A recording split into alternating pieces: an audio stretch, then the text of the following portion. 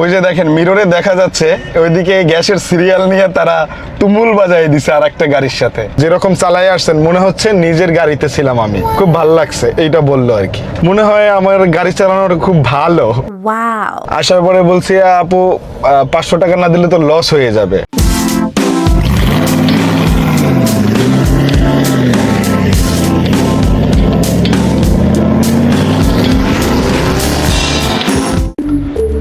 Hello friends, আসসালামু আলাইকুম। আশা করি সবাই ভালো আছেন। সবাইকে শুভ সকাল। তো আজকে নতুন একটা দিনে আবার আমি বের হয়ে গেছি পাঠাও বা রাইড শেয়ার করতে। আর আজকে কত টাকা ইনকাম করতে পারি, কত টাকা খরচ হয় এবং কত টাকা হাতে রাখতে পারলাম, সেই সকল বিষয়ে কিন্তু আজকের এই ভিডিওতে আপনাদের সাথে শেয়ার করব। বিশেষ করে যারা নতুন আছেন তাদের জন্য এই ভিডিওটা হেল্পফুল হবে এবং যারা পাঠাও বা রাইড করেন বা শেয়ার করেন বর্তমানে, তাদেরও একটা ধারণা চলে আসবে এই ভিডিওর মাধ্যমে। তো আজকের দিনটা শুভ হোক এই প্রত্যাশাতেই কিন্তু এই ভিডিওটা শুরু করতেছি। চলেন শুরু করি আজকের ভিডিও। তো গতকালকের ভিডিওটা যারা দেখছেন তারা অবশ্যই জানেন গতকালকে আমি একদম গ্যাস ফুরাইয়া মানে একদম জিরো করে দেন তারপরে পার্কিং করে রেখেছিলাম। একদমই গ্যাস ছিল না। তো এখনো আমার একদম গ্যাস নাই, একদম ট্যাঙ্কি খালি। এই অবস্থায় আমি এখন আসছি গ্যাস রিফিলিং করতে। তো দেখা যাক ইনশাল্লাহ। আর বের হয়ে গেছি আজকে একটু লেট করে বের হয়েছি, কারণ ভাই আমি আসলে সকাল সকাল বের হইতে পারি না। এর কারণ হচ্ছে একটু লেট হয় আমার, কারণ কন্টেন্ট এডিটিং করা লাগে। তো এই এডিটিং করার ক্ষেত্রে আমার একটু লেট হয়ে যায়। তো প্যারা নাই, তারপরেও আমি আজকে বের হয়ে গেছি। যে এখন বাজে 12:30। ওই যে দেখেন মিররে দেখা যাচ্ছে ওইদিকে গ্যাসের সিরিয়াল নিয়ে তারা তুমুল বাজাই দিছে আর একটা গাড়ির সাথে। মানে এইটা হয় আসলে, এই যে ধরেন 1-1.5 ঘন্টা দাঁড়াইয়ে থেকে সিরিয়াল দেওয়ার পরে যদি আর একজন মাঝখান দিয়ে এসে ঢুকাই দেয় না, এটা আসলে আমারও অনেক খারাপ লাগে। তো এই জিনিসগুলো আসলে যারা গাড়ি চালান তারা একটু মেনটেন করবেন, এই জিনিসগুলো একটু মাথায় রাখবেন যে আর একজনের সিরিয়ালে আমি কখনো ঢুকাবো না। তো এই যে দেখলাম আমি একদম গাড়িওয়ালার সাথে, যদিও পিছনে অ্যাম্বুলেন্স, এর জন্য মনে হয় একটু ছাড় দিছে, নয়তো ছাড় দিত না। তো তার সাথে ঝগড়া করছে আর কি দেখলাম। তো এইটা কখনোই করা সম্ভব না বা করবেন না, করা ভালো না। অনেকক্ষণ লাইনে থেকে সিরিয়াল দাঁড়াইয়া যদি গ্যাস নিতে হয় আর মাঝখান থেকে আইসা যদি একজনে ঢুকাই দেয়, তখন জিনিসটা আসলেই খুব খারাপ লাগে, নিজের মাইন্ডে লাগে যে আপনার বিবেকটা কোথায়। তো এইটা আসলে করা যাবে না। ভাই প্রেশার কেমন আছে? তো প্রেশার তো 150 দেখাচ্ছে, আর একটা বাড়ি মারবে মেয়ে, আর একটা বাড়ি মারলে একটু বাড়বে। ভাই প্রেশার কত আছে? 150 প্রেশার দেখাচ্ছে, হয়তো বা 180-র মতো প্রেশার পাইতে পারি। 180 পাইলে তো ভালোই, আলহামদুলিল্লাহ। আর প্রচুর গাড়ি আছে এদিকে, প্রচুর গাড়ির ভিড়। আমি ইনড্রাইভে একটা ট্রিপ ধরছি, সেখানে ভাড়া দেখাইছে 460 টাকা। সে যাবে হচ্ছে বসুন্ধরা আবাসিকের ভিতরে একটা ইউনিভার্সিটি আছে। তো সেই ইউনিভার্সিটিতে, এটা হচ্ছে নর্দার্ন ইউনিভার্সিটি মেবি, হ্যাঁ। তো সেই ইউনিভার্সিটি যাবে এবং লোক যাবে মোট 4 জন। 3 কিলোমিটার আনতে যেতে হইতেছে। মানে তার সাথে কমিউনিকেশনটা এমনভাবে হয়েছে, কথাবার্তা এমনভাবে হয়েছে যে এখন আসলে না গেলে আসলে কথা রাখাও হবে না। এইটা আরো মেন কাহিনী। চলেন তাদেরকে আগে উঠাই দেন, তারপরে কথা হচ্ছে। আপু তারা আছে কোন জায়গাতে?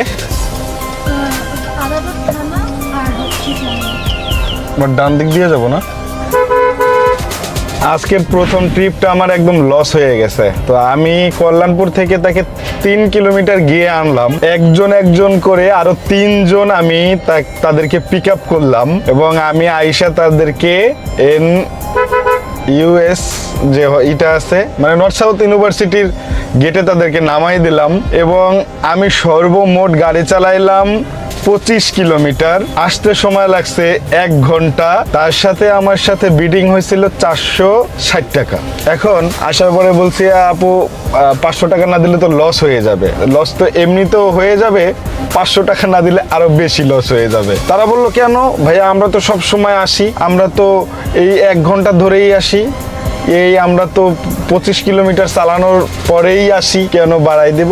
বলতে আপু সমস্যা নাই, আপনি যদি দেন দেন, না দিলে নাই। তো সে 460 টাকা দিয়েই নেমে গেল। তো মেইন ব্যাপার হচ্ছে কি শোনেন, অনেক সময় আপনাদেরকে একটা জিনিস ভাবতে হবে, মাথায় রাখতে হবে, সেটা হচ্ছে আমি মানুষকে সার্ভিস দিচ্ছি। আমার লস হতেই পারে, অনেক সময় লস হবে, অনেক সময় লাভ হবে। এইটা আসলে মাথায় রেখে আপনার কোনো ধরনের রাইড দেওয়া সম্ভব না বা যাবে না, তাইলে আপনার মাথাটা হট হয়ে যাবে। ধরেন আপনি একটা রাইড দিচ্ছেন, এই রাইডটাতে আপনার লস হয়ে গেছে, জাস্ট ওকে আমার এইটা লস হয়ে গেছে, আমার এইটাতে লাভ হয়নি বা এটাতে কিছু থাকেইনি, গ্যাস খরচ তো উঠছে, আলহামদুলিল্লাহ। তো মাঝে মধ্যে এরকম চিন্তা ভাবনা নিয়ে আপনার রাইড শেয়ার করতে হবে।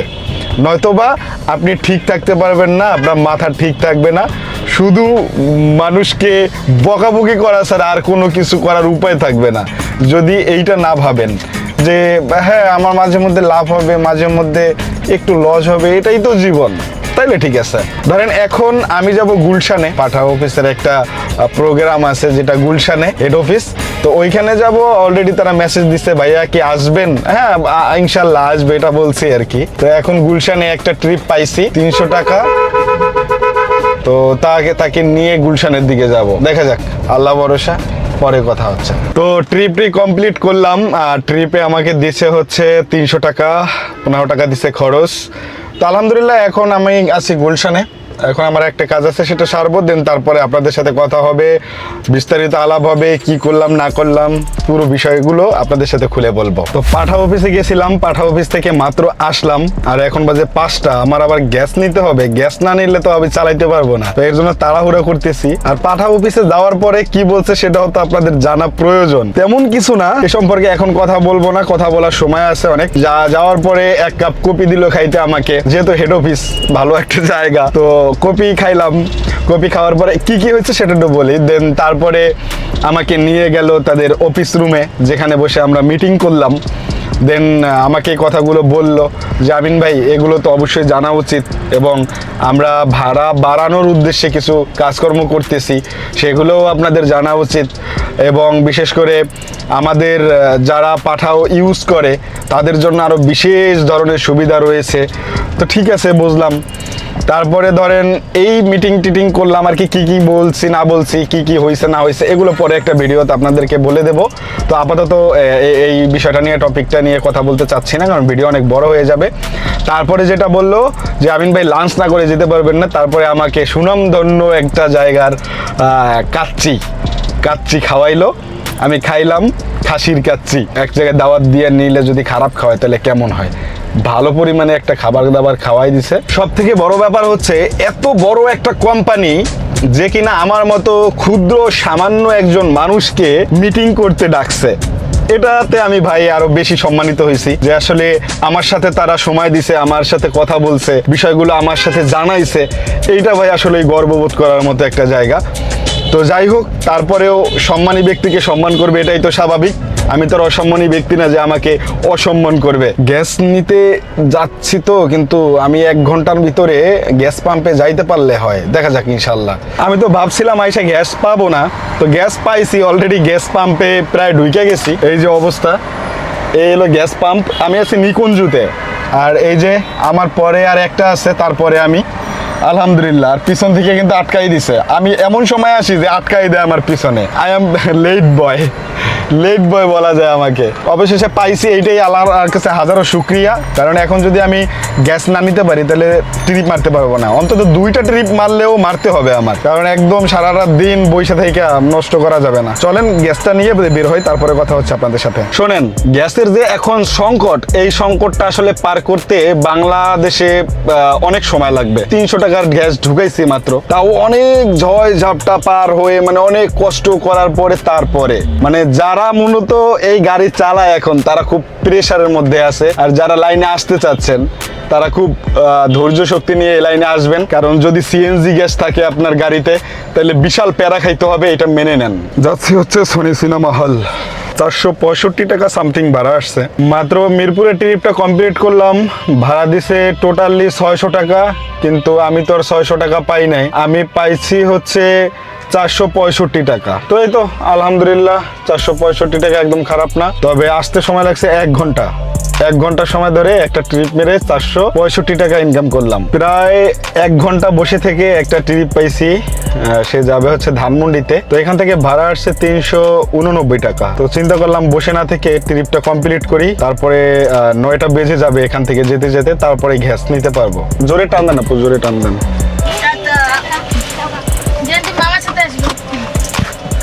তো ট্রিপটা কমপ্লিট করলাম, কমপ্লিট করার পরে ভাড়া আসছে 389 টাকা। তো আমি পাইছি 389 টাকা, কিন্তু সে আমাকে 389 টাকা দেয়নি, মূলত ভাড়া আসছে সর্বমোট 510 টাকা। তো 510 টাকা থেকে সে আমাকে দেবে হচ্ছে 389 টাকা। এই হচ্ছে উবারের অবস্থা।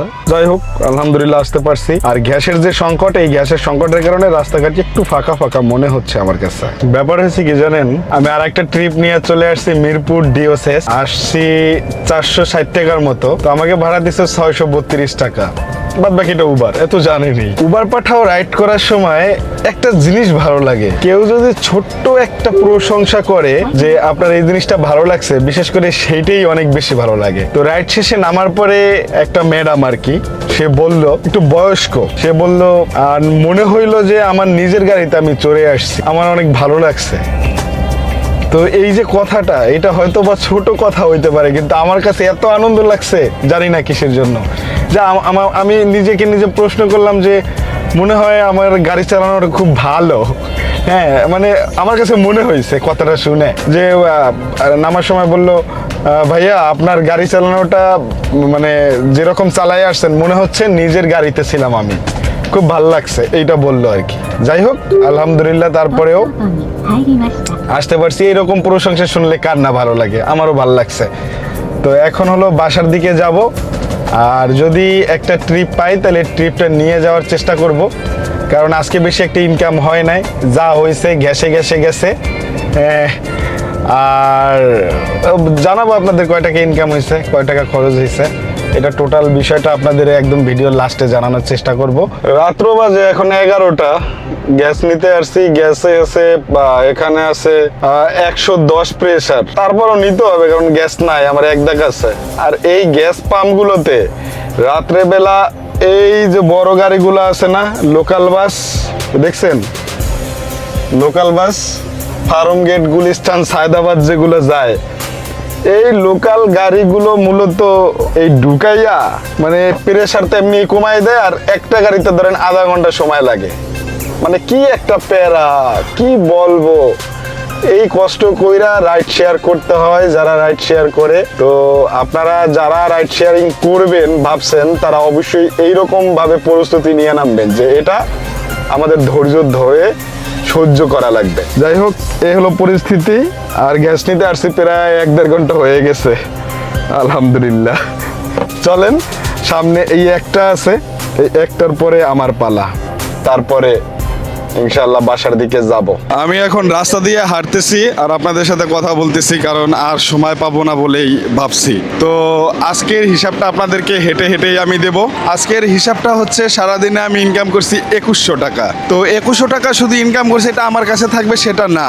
এর কারণ হচ্ছে এখানে কিন্তু ভালো পরিমাণে একটা অ্যামাউন্ট আমার খরচ হয়েছে, সেটা হচ্ছে 950 টাকার মতো খরচ হয়েছে আমার গ্যাস ভরাতে। গ্যাস ভরছি 950 টাকা, আর প্লাস আমার ধরেন 150 টাকা, হ্যাঁ 1100 টাকার মতো কিন্তু অলরেডি খরচ হয়ে গেছে। এটা সারাদিনের টোটাল খরচ। তো আমার তাইলে রইল কত? আমার তাইলে রইল 1000 টাকা। তো আমি যদিও এখন গ্যাস ভরে রেখে আসছি, এটা দিয়ে কালকে আমি চালাইতে পারবো, কিন্তু এই যে 1000 টাকা ইনকাম করলাম, এটা কিন্তু কোনোভাবেই হবে না বা হয় না। বিশেষ করে একটা দিনে 3500 বা 4000 টাকা ইনকাম না করলে রাখা সম্ভব না টাকা আসলে। ইনশাল্লাহ এই হলো আজকের হিসাব। এবং বিশেষ করে দেখেন, আপনি 2100 টাকা ইনকাম করেও 1000 টাকা প্লাস রাখা সম্ভব হয় না। 1000 টাকা রাখছি। যাই হোক, আলহামদুলিল্লাহ যা ইনকাম হয়েছে ভালো হয়েছে, একদিন কম একদিন বেশি, এটাই স্বাভাবিক। তবে আল্লাহ রাব্বুল আলামিনের কাছে হাজারো শুকরিয়া যে মোটামুটি ভালো আছি, একদম খারাপ নাই। তো ভিডিওটা এখান থেকে রাখবো, দেখা হবে অন্য ভিডিওতে অন্য কোনো একদিন। ভালো থাকবেন সবাই, সবার কাছ থেকে বিদায় নিচ্ছি। আসসালামু আলাইকুম।